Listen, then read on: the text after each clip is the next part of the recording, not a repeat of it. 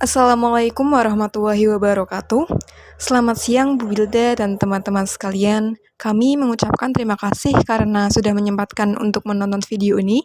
Di sini kami dari kelompok 10 akan menjelaskan materi mengenai uji hipotesis asosiatif. Sebelumnya, izinkan saya memperkenalkan diri dan rekan-rekan dari kelompok kami. Yang beranggotakan saya, Vina Mafiratu Zahro dengan NIM 4320055, lalu ada rekan saya yaitu Kurmanisah dengan NIM 4320016 dan Vina Nur Azizah dengan NIM 4320083. Nah, di materi kali ini kami akan memaparkan beberapa teknik yang ada di dalam uji hipotesis asosiatif, di antaranya korelasi Pearson, kendal tau, pi, dan poin biserial. Untuk penjelasan lebih lanjut akan dijelaskan oleh rekan saya yaitu Kurmanisah. Kepadanya kami persilahkan. Pengertian hipotesis asosiatif. Asosiatif bermakna sebuah hubungan. Hubungan yang dimaksud adalah korelasi antara satu fenomena atau variabel dengan fenomena atau variabel yang lain yang terdapat dalam sampel yang diambil dalam sebuah populasi. Hipotesis asosiatif merupakan dugaan tentang adanya hubungan antar variabel dalam populasi yang akan diuji melalui hubungan antar variabel dalam sampel yang diambil dari populasi tersebut.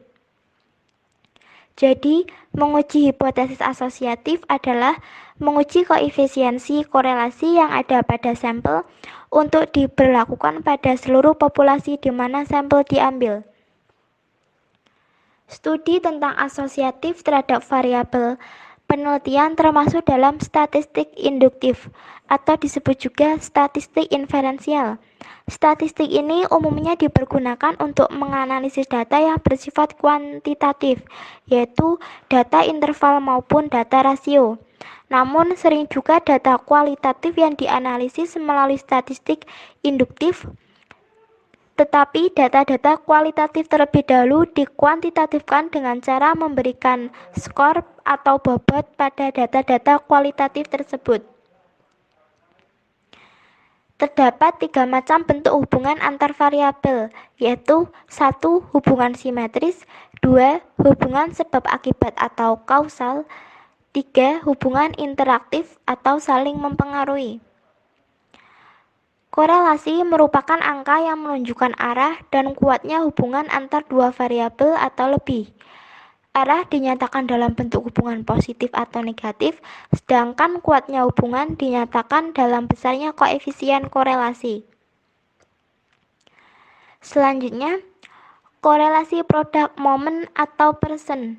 Produk momen atau Pearson adalah salah satu teknik korelasi yang digunakan untuk mengukur kekuatan hubungan linear antara dua variabel. Korelasi produk momen disimbolkan dengan rho apabila diukur dalam populasi dan disimbolkan dengan R apabila diukur dalam sampel.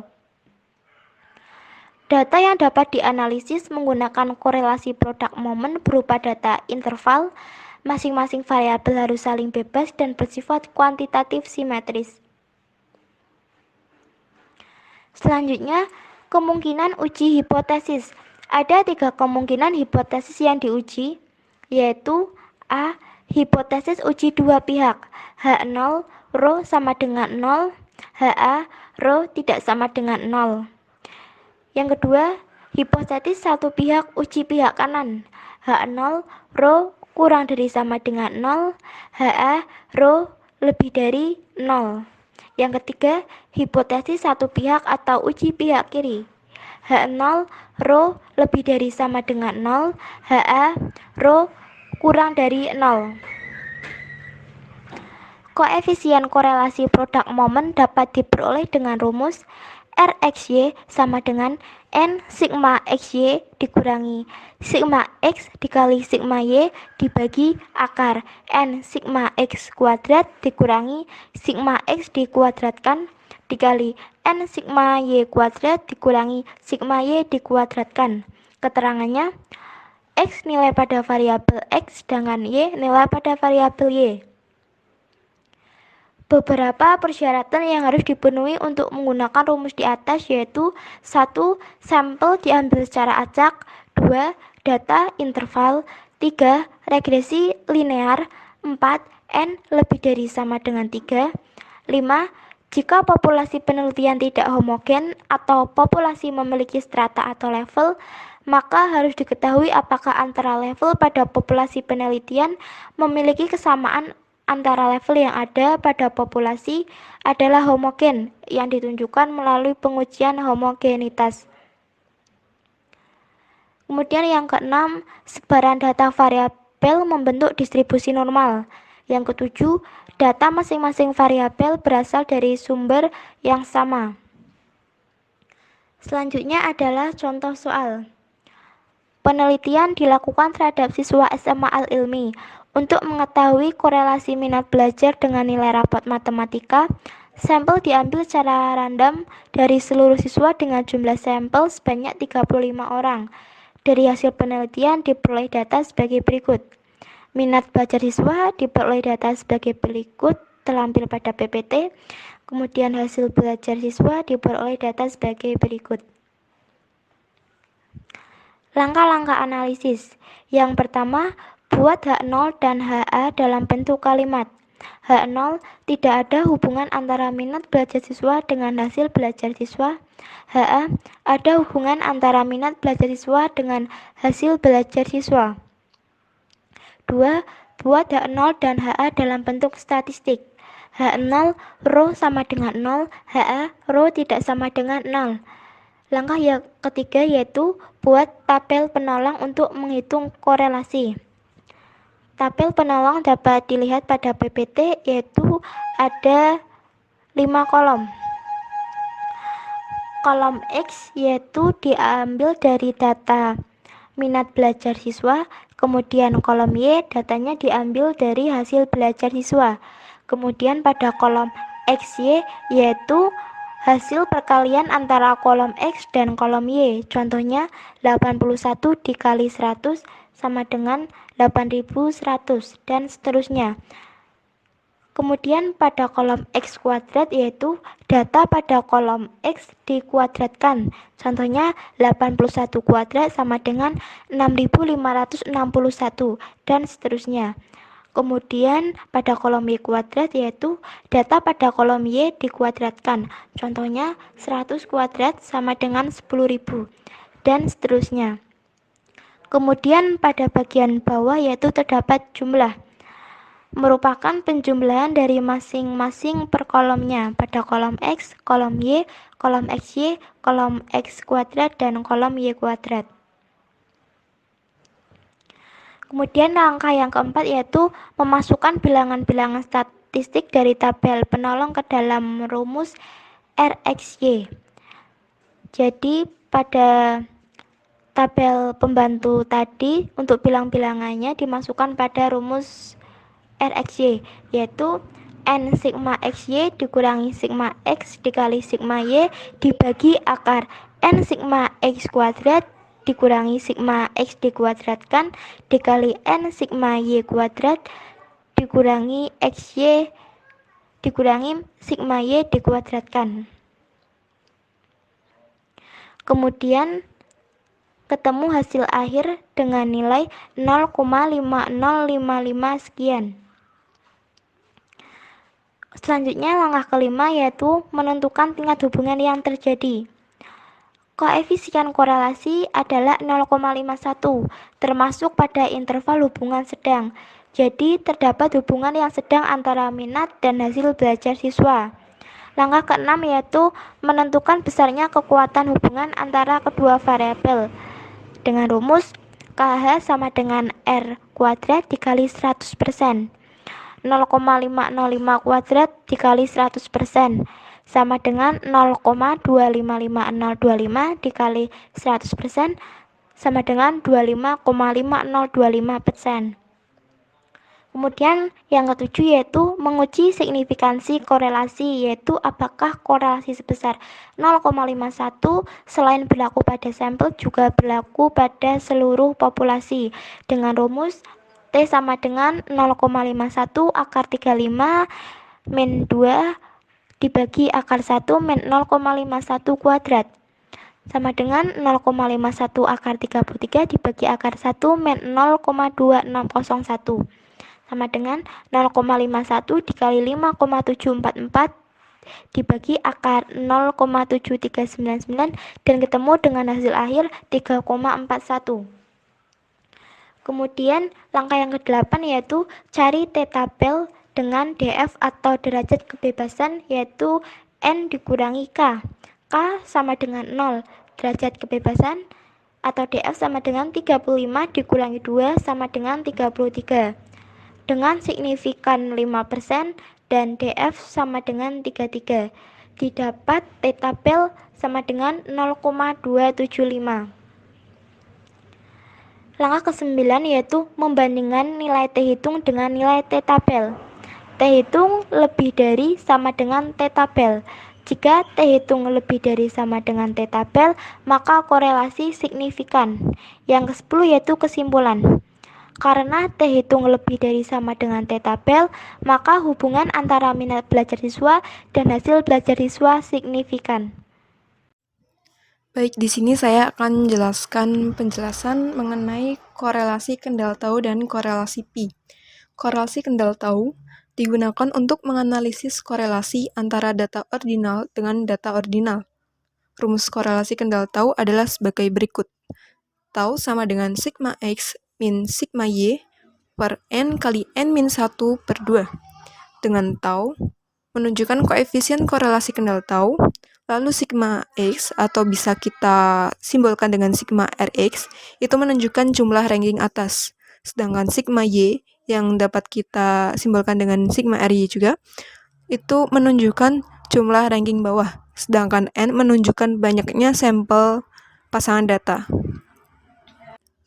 Untuk hipotesis yang diujinya, ada hipotesis tahu sama dengan 0, yang berarti tidak ada hubungan, dan hipotesis tahu tidak sama dengan 0, berarti ada hubungan.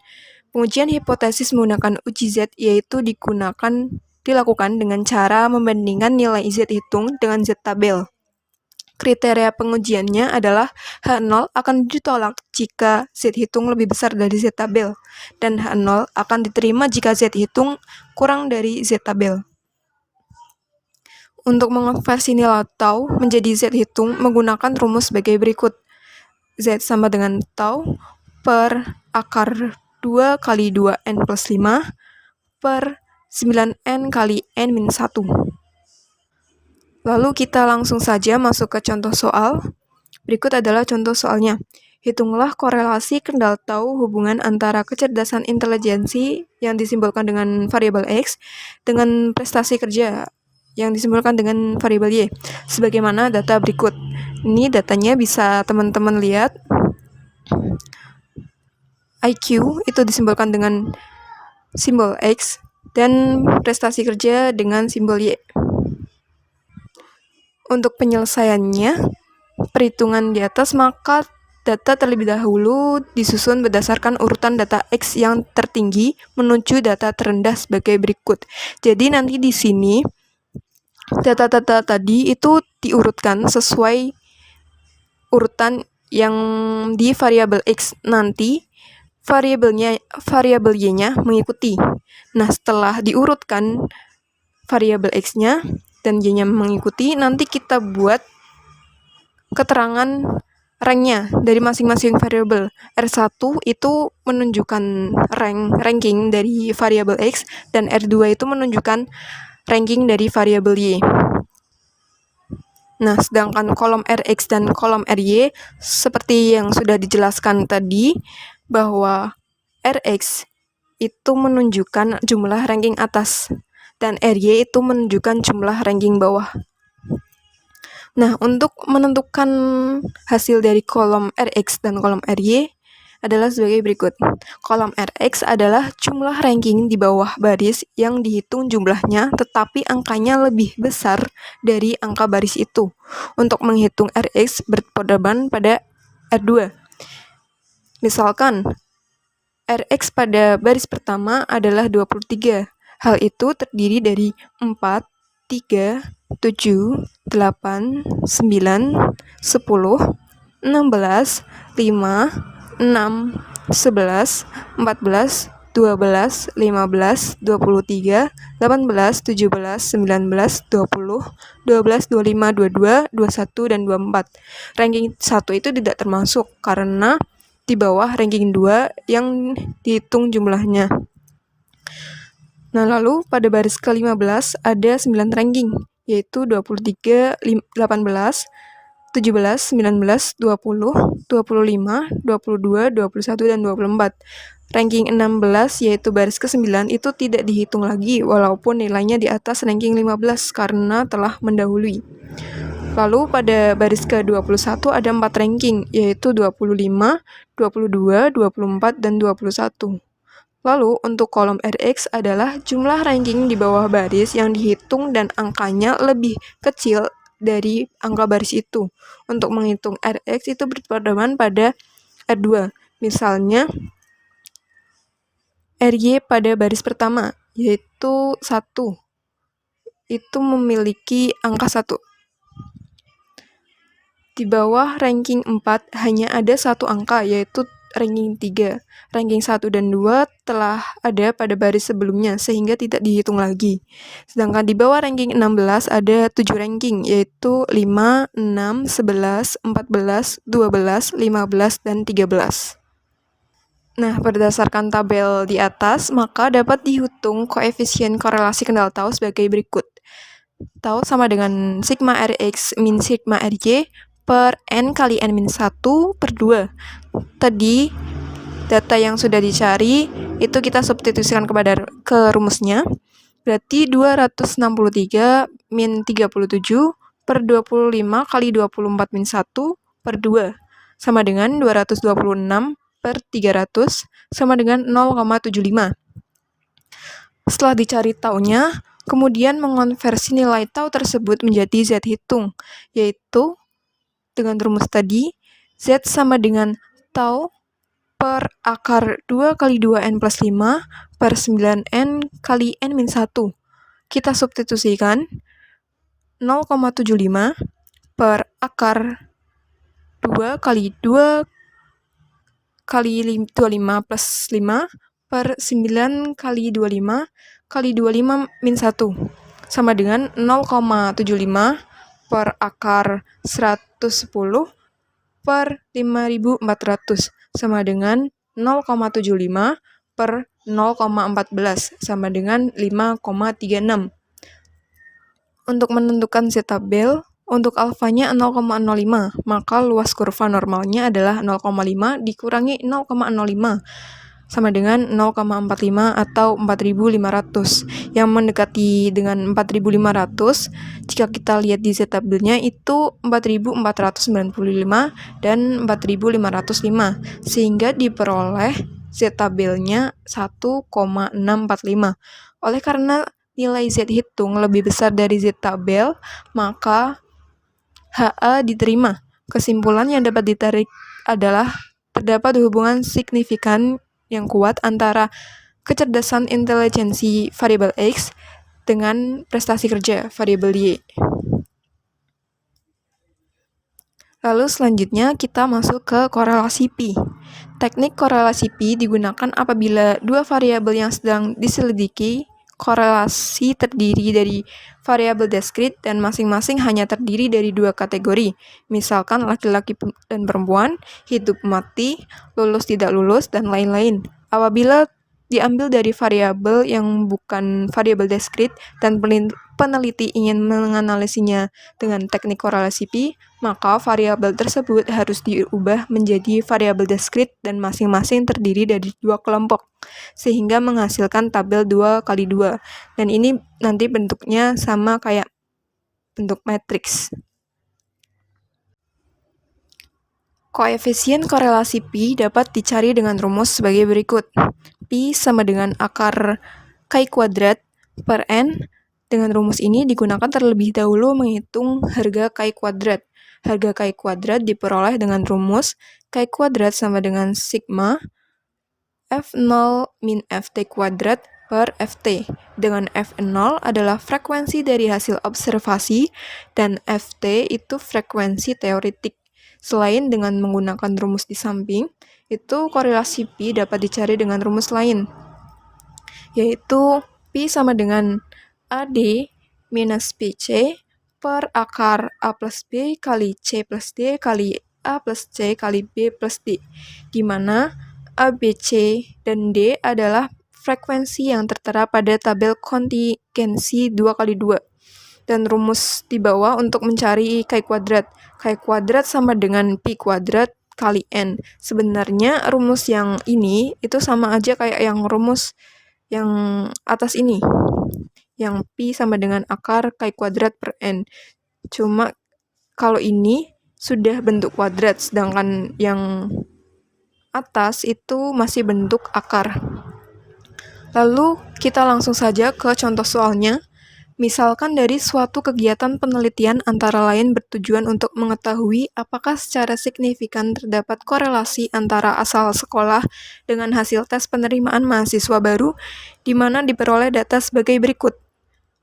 Yang berasal dari SMA negeri yang lulus itu berjumlah 37, dari SMA swasta yang lulus 57, dari SMA negeri yang tidak lulus 28, dan SMA swasta yang tidak lulus itu 94.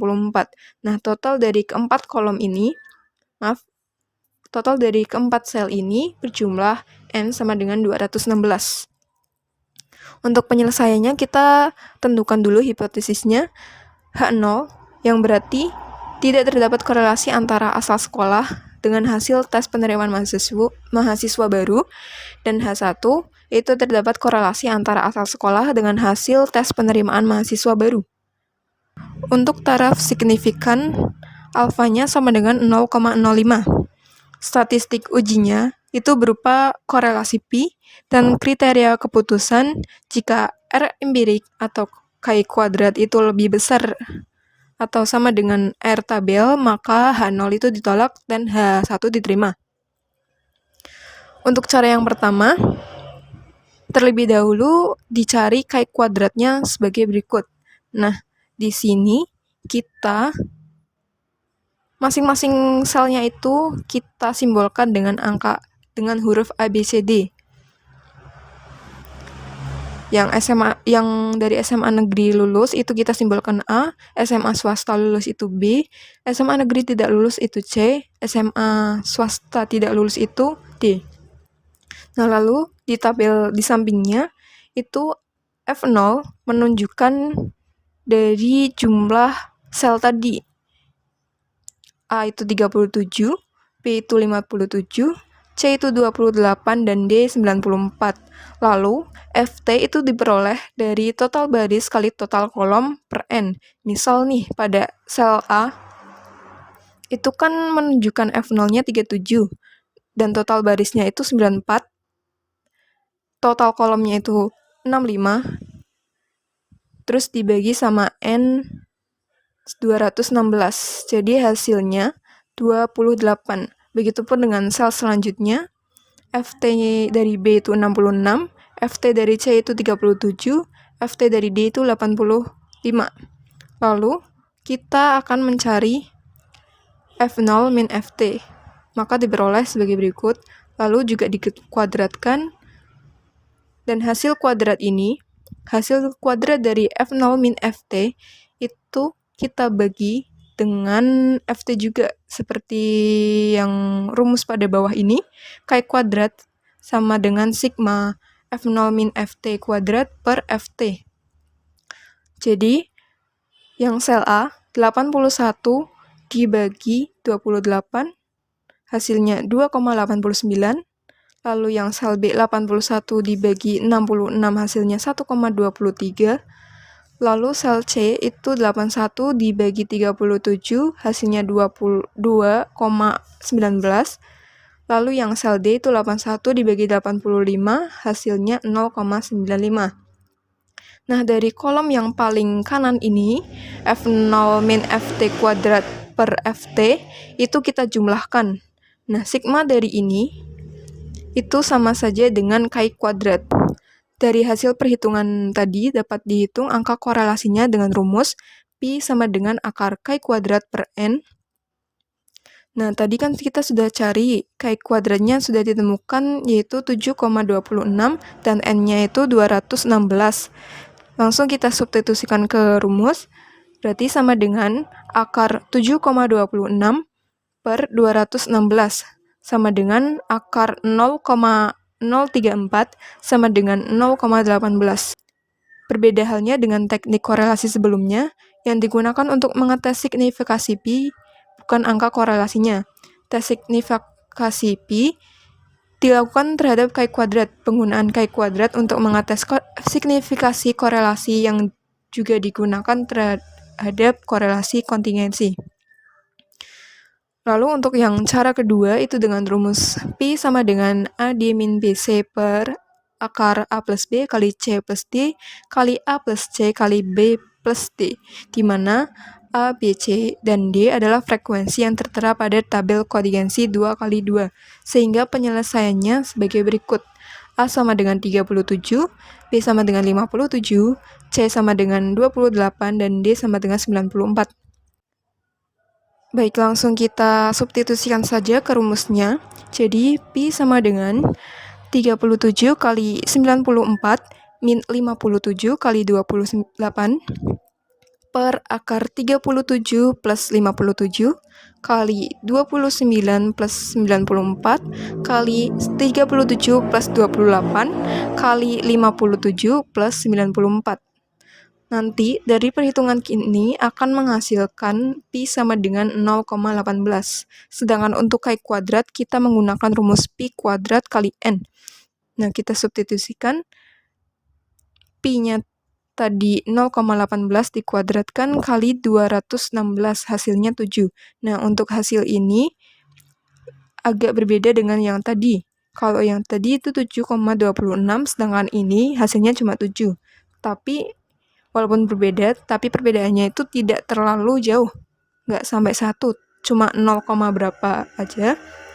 Jadi, kita bisa mengabaikan perbedaan itu. Untuk menentukan R tabel yaitu dengan rumus TB sama dengan P min 1 kali K min 1, berarti nanti hasilnya 1, dengan P dan K itu merupakan jumlah kategori baris, yaitu B, dan K untuk kolom. Sehingga diperoleh R tabel itu sama dengan 3,84. Oleh karena Ki kuadrat itu sama dengan 7,26 lebih besar dari R tabel sama dengan 3,84, maka H0 ditolak. Dan kesimpulannya bahwa terdapat korelasi antara asal sekolah dengan hasil tes penerimaan mahasiswa baru dengan besar korelasi yaitu pi sama dengan 0,18, yang berarti sangat lemah. Untuk penjelasannya mengenai poin biserial akan dijelaskan oleh rekan saya yaitu Vina Nur Azizah. Kepadanya kami persilahkan. Baik, saya Vina Nur Azizah, NIM 4320083. Di sini akan menjelaskan sedikit tentang korelasi poin biserial. Teknik korelasi poin biserial digunakan untuk mencari korelasi antara dua variabel dengan variabel yang satu berskala nominal atau berbentuk kontinu dan lainnya berskala variabel interval atau berbentuk diskrit. Selain itu, korelasi poin biserial dapat digunakan untuk menganalisis atau menguji validitas soal atau validity item. Uri Kunto menyatakan bahwa untuk menganalisis item soal tes, maka korelasi poin biserial dapat digunakan untuk mencari korelasi item dengan seluruh tes yang untuk mencari validitas item. Dengan korelasi poin biserial ini dapat diketahui korelasi antara distribusi skor item dan distribusi skor tes atau korelasi antara skor butir-butir soal dengan total skor butir-butir soal. Prinsip utama pemilihan item dengan melihat koefisien korelasi adalah mencari harga koefisien yang setinggi mungkin dan membuang setiap item yang mempunyai korelasi negatif atau koefisien yang mendekati 0. Bilangan indeks korelasi menunjukkan keeratan hubungan antara variabel yang satu dengan variabel yang lain. Pada korelasi ini dilambangkan dengan RPBIS.